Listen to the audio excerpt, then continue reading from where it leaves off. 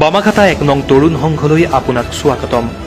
ন্যায়ালয় তথা চৰকাৰৰ অনুমতি সাপেক্ষে অহা ৪ মে ২০২৫ খ্ৰীষ্টাব্দত অনুষ্ঠিত হ'ব বামাখাতা ১ নং তৰুণ সংঘৰ বহুমুখী প্ৰকল্প ৰূপায়ণাৰ্থে উপহাৰ কুপন খেল।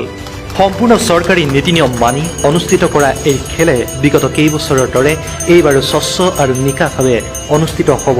প্ৰকৃততে ক'বলৈ গ'লে বামাখাতা ১ নং তৰুণ সংঘৰ খেল মানেই ভাল, স্বচ্ছ, নিকা আৰু ৰাইজৰ সন্মুখত ৰাইজৰ দ্বাৰা পৰিচালিত খেল।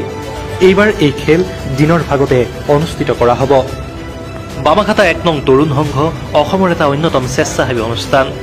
এই উপহাৰ কুপন খেলৰ লাভাংশৰ পৰাই কোভিড মহামাৰীৰ সময়ত প্ৰায় ২৫০০ পৰিয়াললৈ খাদ্য সামগ্ৰী যোগান ধৰাৰ লগতে অসমৰ বিভিন্ন ঠাইৰ দুখীয়া ৰোগীয়া হাতমাউৰা লোকলৈ সাধ্যানুসাৰে আৰ্থিক সাহায্য দি অহা হৈছে।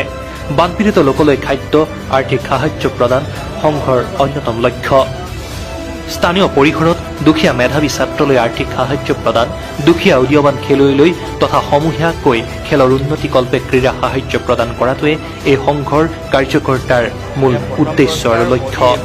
বিগত সময়ছোৱাত এই সংঘটোৰ কাৰ্যকৰ্তাৰ জনমানসত উজ্জ্বল প্ৰভাৱ বিদ্যমান ৰক্তদান আৰু মুখ্যমন্ত্ৰীৰ সাহায্য পুঁজিলৈ অৱদান লেখত ল'বলগীয়া।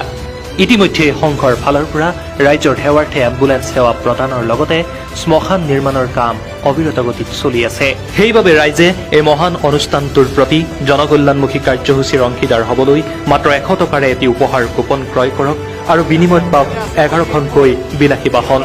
ইয়াৰ ভিতৰত এইবাৰ প্ৰথম পুৰস্কাৰ প্ৰায় ৬০ লাখ টকাৰ অডি আৰু একাদশ পুৰস্কাৰ হিচাপে আছে হুণ্ডাই ভাৰ্নাৰ লগতে ৯খনকৈ চাৰিচকীয়া বাহন।